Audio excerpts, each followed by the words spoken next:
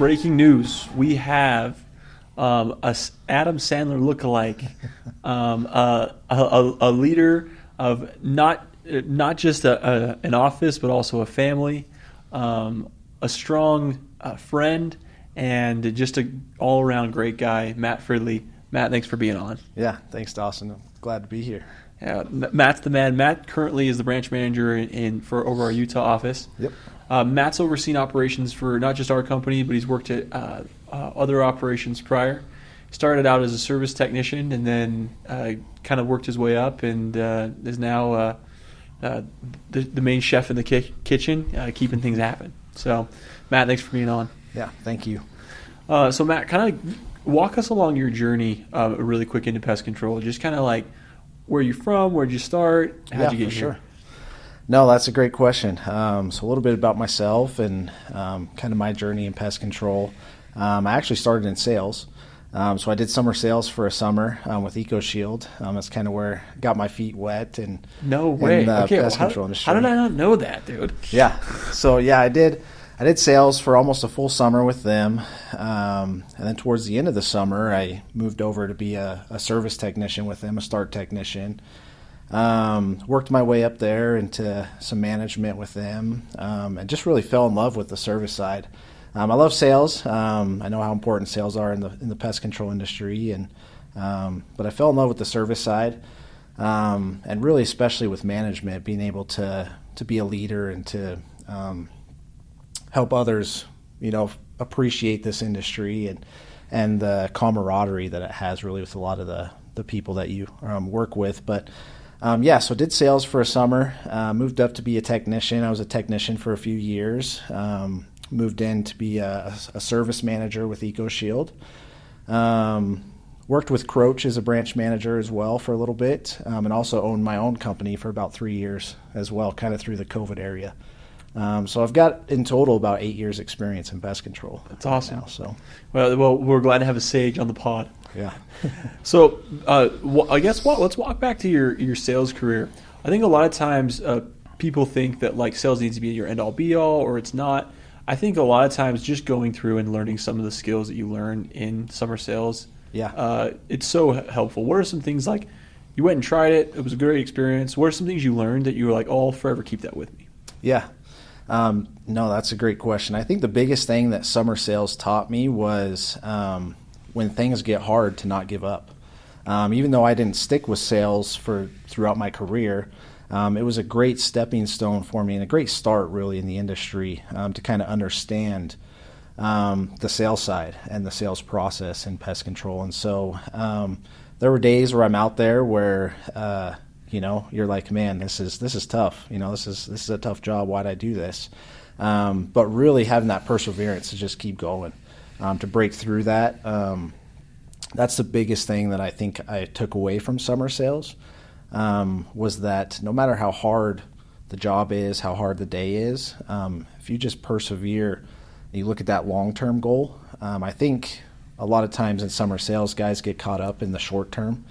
And so they're worried about, how much they're going to make this week, how many sales they're going to get this day.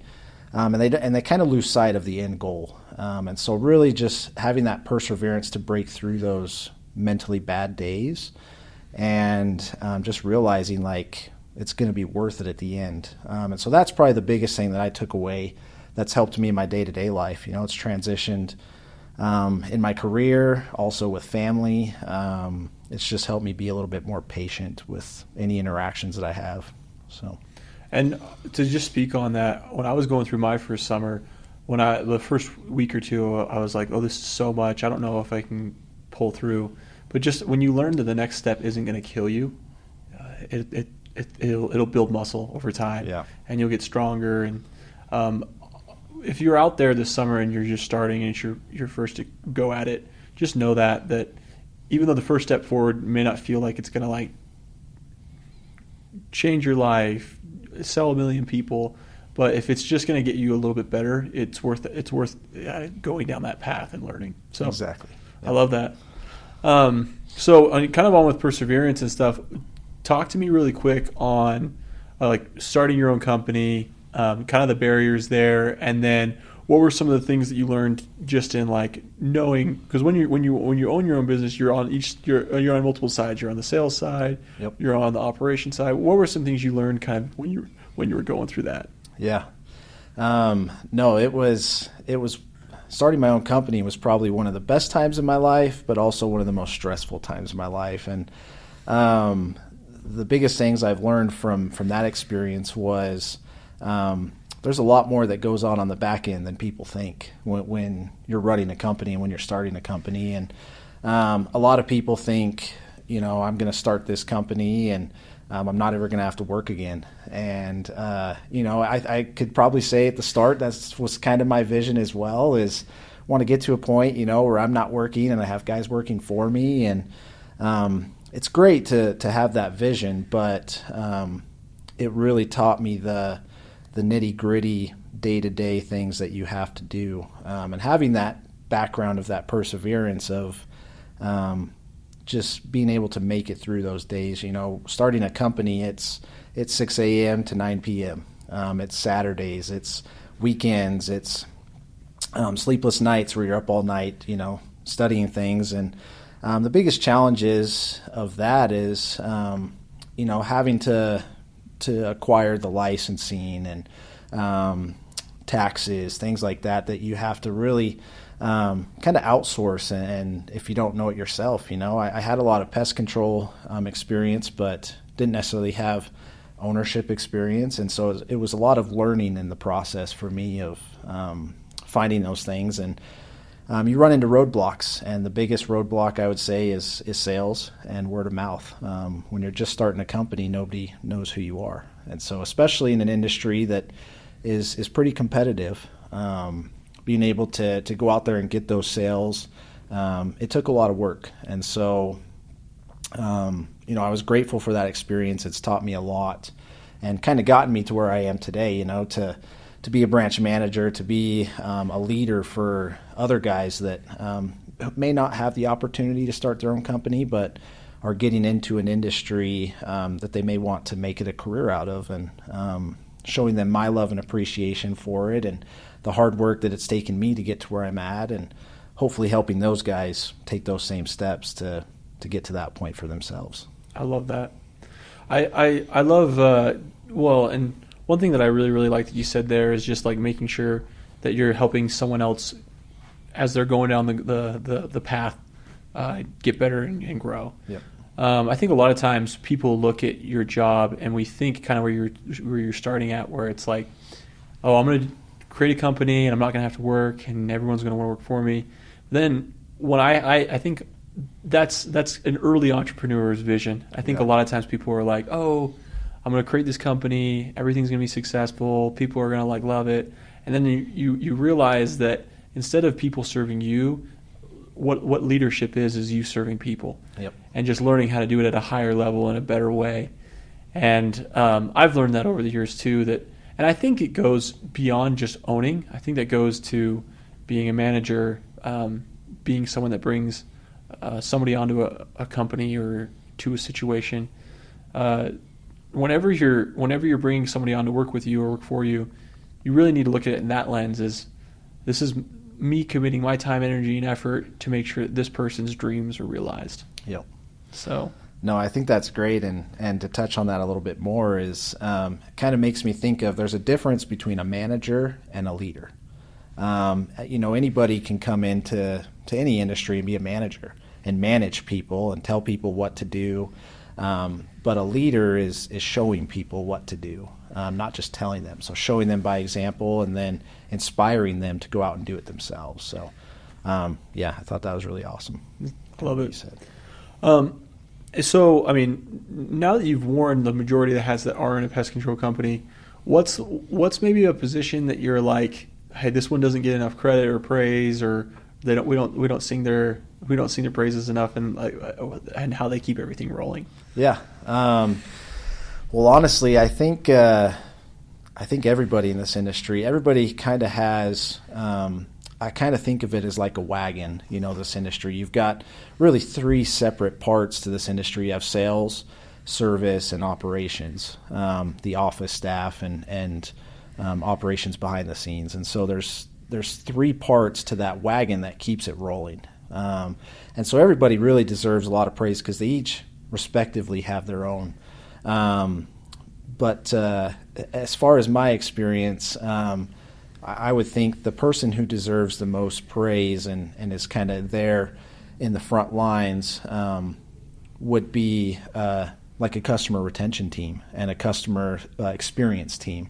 Is kind of the biggest thing for me. And so being able to have a team that it creates the experience for the company, and I think it's kind of everybody from start to finish. The sales rep's the first part of that, and then the technician goes out, and then eventually at some point, customers are going to have interactions with the office staff, possibly a branch manager, and so. But I think just the customer experience side of it, any interaction that you're having with the customer is the most important interaction that they can have. So 1,000%. I think a lot of times when you talk about three parts of the wagon, there's operation technicians and then the sales. A lot of times one side will just think that their whole world is keeping the entire company afloat. Yeah. When in reality, it's not true. It's like there's those three legs, and you need every single one to have a successful experience for every person.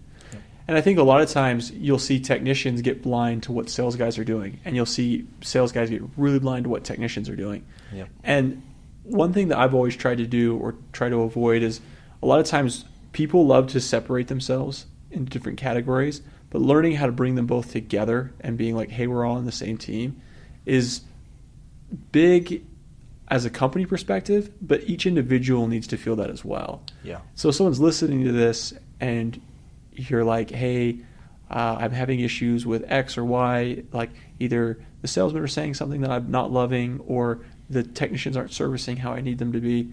I think a lot of times just coming together and being like, how can I be more inclusive to where we both feel like a team? You're not even going to see the other side. Like you're not going to go in. They don't go in the same morning meetings. There's a lot of different stuff. But one of the things that I loved, the first company I worked with Romney in my summer sales journey, and there was a guy. His name was Leo, and he would come into the morning meeting, at the technician's morning meeting, and he would bring him Gatorades. And he would in the morning they'd be like, "Hey guys, love you," and he'd go in like once a month, and he'd bring everybody something. And what was crazy is Leo sometimes when he overpromised things or when the technicians had an issue with a customer, the service side still always made sure that Leo's stops were getting done. Yeah. And it benefited him huge because they felt like they were loved. Because Leo would show up and check up on him. Yep. And so what that story taught me is make sure that you touch base with everyone. They feel like you're on their team, because people will go way further for you if they feel like your vision's important to them. Exactly. Yeah, and I think from my experience as well, being with multiple different companies in the past and doing it myself for a little bit, and now being here at BRD, a lot of guys who don't truly have that end vision, they think that it's sales versus service and service versus operations, and that's a dangerous mindset that we have to get away from, because we are all on the same team and we all make that wagon roll forward. And so I think that, like you said, you really just have to have that relationship, I feel like, and build that relationship from the start. Get to know, obviously these guys may not be working together every day, but get to know the guys that are in the other departments with the company. Get to know the sales team if you're technicians, get to know the technicians if you're the sales team. And I feel like just having that relationship at the start, we're a family. Sometimes families, they have challenges, they have fights, but at the end of the day, they come back together and they're a family. And so whether it's a sales rep over promises or a technician doesn't do something he's supposed to do, we need to have each other's backs and say, hey, this guy may have made a mistake. He was having a bad day, but he's a great guy at the end of the day. And have each other's backs, and knowing that the biggest, most important thing is the customer. And if we take care of the customer, everything afterwards can work itself out. I love that. And one thing I think it's important to realize too is I think a lot of times people think that the customers at the homes that we service are our only customers. But I think in every job you go into, you have to say to yourself, who are my customers? And what I mean by that is, for example, as an owner of a business, your customers are your sales reps. Like those people come to you every day, and those are the people that you need to solve the problems, take care of, and then also your management team. People like my branch managers, Tyler's position with being the head overall operations. Those are the people that I need to check in with, make sure they're doing well because they take care of everything else. When I was a sales rep, your customers are those people that you go out to and broadcast to each day. When I was a sales manager, your main customers are actually those people that you're leading. Yeah. And so I think a lot of times changing your mindset around who's my real customer, because it's really different. I think whoever you interact with most at the highest level each day, those are your customers. As a branch manager, your main customers are your technicians. Yep. And obviously there's ancillary people to that you have to work within another part. But I've realized over the years that understanding who your true and main customer is a big part to any position. Yeah. Who's the main person you got to watch after and keep happy in order to make your life better and the company's life better. Yep. Yeah, it's kind of like that trickle effect where it starts, the owner, his customers are obviously the management leadership team.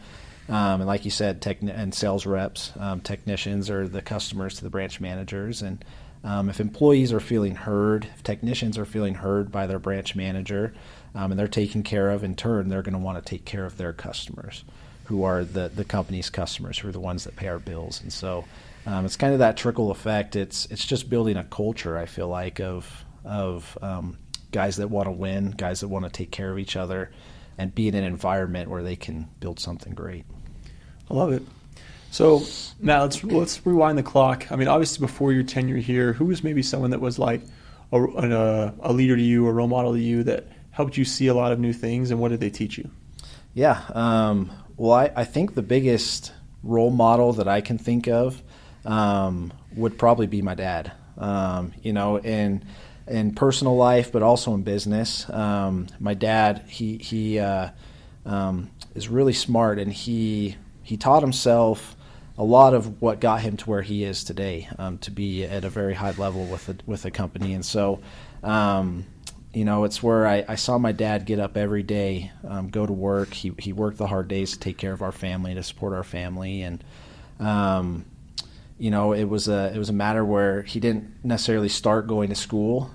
He started a career because he had a family and had to pay the bills, and take care of his family. And so he ended up getting a degree later on. And so really just from day one, he kind of had to go out there and just grind. And so he's kind of taught me and been by my side through my career, motivated me. And, when I was at a point, especially where I had started up my own company, he was there kind of putting in that sweat equity at a point where I couldn't necessarily pay him to help me, but just putting in that grind every day and the sweat equity that he had and the drive to just be successful. I'd have to say he's a big part of kind of where I'm at today in my success. So yeah, and drive is something that's tough to. You hear the word drive a lot, and it's a lot of people say they have it or that they're driven, but it's more important to, I think, make people feel that. Yeah. And being around someone that you're like, whoa, like they really are going to push limits and take me to a new level. It's always nice to be around those people, and it's nice to be that person for somebody else. Yeah. Like as a leader, and I think you do a good job of that with your guys, making sure that like you're checking up on their services, that they're being watched after and learning. So, yeah. For you, what's been maybe some reads or some media you consumed over the year that maybe you're like, this is really good for anyone getting into sales or in pest control in general? Yeah, I actually just recently read a book It's called Never Split the Difference. Great book. Yeah, and so I've been reading that recently, and it's a great book. It truly tells you how to be the best salesman you can be, and how to kind of manipulate the situation where customers may not know that they need something, but you are there to remind them or to let them know, hey, this is something you need. And so being able to have those just kind of, nonchalant, like, sales skills of knowing that people need this and just showing them, hey, this you need this, but you haven't been necessarily thinking you do, but kind of bringing that out and being able to negotiate that with them. And that's kind of one of the biggest reads that I could say for someone who's getting into sales. You truly learn the basics of building that trust and how to negotiate and showing these customers that it's something that they truly need. Well, you need to be a visionary and everything that you do in leadership, in sales, and I think part of that, like, no one knew they needed the car till, like, Henry Ford was like, hey, we're gonna, like, this is something you need. And yep. And I think a lot of times guys get in a mode of, like, hey, I'm gonna please the customer, or I'm just gonna, like, and a lot of times pleasing the customer is actually hurting them and hurting you. It's teaching the customer. Yeah. And a lot of times, like, that'll protect the operations team more. That'll protect you as a sales rep or a service pro. So taking the time to help people see the bigger picture or instruct them, they're expecting everyone from our company that goes out and makes a touch with them to be the expert and to teach them. Yeah. Now, not all people are easy to be taught. A lot of people are actually very tough. Yep. But having the patience and the foresight to be like, no, I'm a paid professional that's coming to this person's home, that's answering the phone to talk to them, or coming to their home or whatever, realizing that you're the paid professional and it's your job to teach. Yep. I think a lot of times people don't understand that when you're in your job, you're actually a teacher. Yeah. And understanding that and knowing that's a big part of being influential. Yeah. No, I think that helps in both sales and service, is just being knowledgeable and being confident. I think it was maybe Dave who talked about confidence, and I truly believe that confidence is key in sales. And even though you may not have all the answers, if you're confident and you think you do, and you present that to the customer, they're going to be like, this guy knows what he's talking about, and they're more willing to trust you than somebody who's not confident and doesn't believe that they're truly providing a good service for them. And so I think if you have it in your mind that, customers need this service, they need pest control, it's the first step you need in sales, is to have that confidence that we're going to provide a good service for them. And then it's just closing it at that point.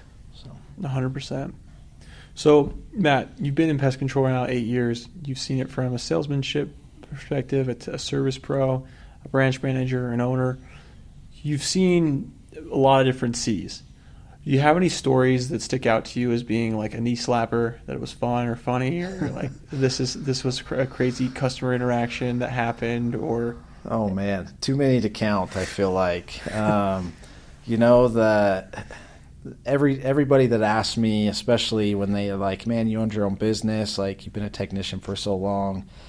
Too many countless interactions I've had with customers and with technicians. But I guess the funniest one or craziest story I've had was it actually when I owned my own business, I was out in the field, the nitty gritty out there servicing some houses, and I had a customer who had reached out about some noises they were hearing in their attic. And so I went out to do an inspection for him in the attic, and I ended up standing on a ladder and opened up the attic, and it was in their bedroom. So like the attic access was in the roof in their bedroom. So first of all, it was a really weird place in general. But I opened up that attic access, And as soon as I turned around and flashed my light, I saw a couple raccoons there. And the raccoon and I made eye contact with each other, and it immediately let out this awful scream. And without even missing a beat, I let out an awful scream and jumped back and fell off the ladder and fell straight onto the customer's bed. And the customer was right there, and they were freaking out, and I was not feeling great, but I was laughing my head off, and the customer started to laugh their head off. But yeah, it just surprised a lot of people. Without missing a beat, I probably screamed like a little girl and fell straight off the ladder at that one. So that's probably the most interesting interaction I've had. But yeah, it was a time to be alive. The fact that it's in the customer's bedroom definitely adds a lot to the story. Yeah. Yeah, and falling onto their bed, it was quite the experience. So they definitely got their money's worth that day. That's awesome. That's yeah. Raccoons are tough, man. Those are scary suckers to run into. Yep. Fun. Well, cool. And is there just anything maybe where we're gearing up for another summer? This is going to be coming out about the time that like everyone's out rolling and making their first couple sales and stuff like that. Is there anything you'd like to just pass on to the company as a whole, some info or some advice for what's about to happen? Yeah. Well, as far as like our company in general, and any sales reps that are coming on, obviously any technicians that I bring on that may be watching. As far as sales reps, if they ever feel like they're struggling with sales or with, a customer asked me this question, what do I say? I just want, everybody in the company to know that it may not be my job description to help, but if I can be there to help pass along any knowledge to somebody or to even just be a friend, in the business and help them understand and help them grow. I love this industry, and for anybody that comes on to work with us, I just want them to know that I've been with a few companies, and I love the culture that we have at BRD. I've met a lot of good people here, and we're hoping to add a lot of great people to help us bring us to the next level. Every year, from what I've seen, we're growing, and we have a team here that truly cares about our customers, that cares about our employees. We have fun, but we get work done. And so if I can help anybody in any way, that's the biggest, advice that I can pass to them, and to just keep going. BRD is gonna be big time. They're gonna crush it, and so we're gonna keep this ship rolling and see where it takes us. And we just want you guys to be with it. I love it. No, and one thing, Matt, before we hop off, one compliment I want to give you is even with your shirt, like we were wearing around, eat, sleep, and kill bugs. I know you truly do love what you do, and I think learning to emulate a part of that, I think, is big for everybody. Whatever industry you're in or job, like there's obviously things we all don't like about something that we do, but learning to fall in love with what you go in and do every day, I think something that you have taught me, and it's something that I'm learning, is it's important to make sure that like when you go in each day that like there is some part of the service or some part of the job that you're falling in love with, and I think it's contagious. People really do have a better experience because of it. So I just want to tip my hat to you on Thank you on that, and thanks for coming on the pod, brother. It's good having you. Thanks for having me. It was fun. I appreciate it. Yeah. Well, BRD Nation over and out. Thanks for coming on, Matt. Okay. Appreciate it.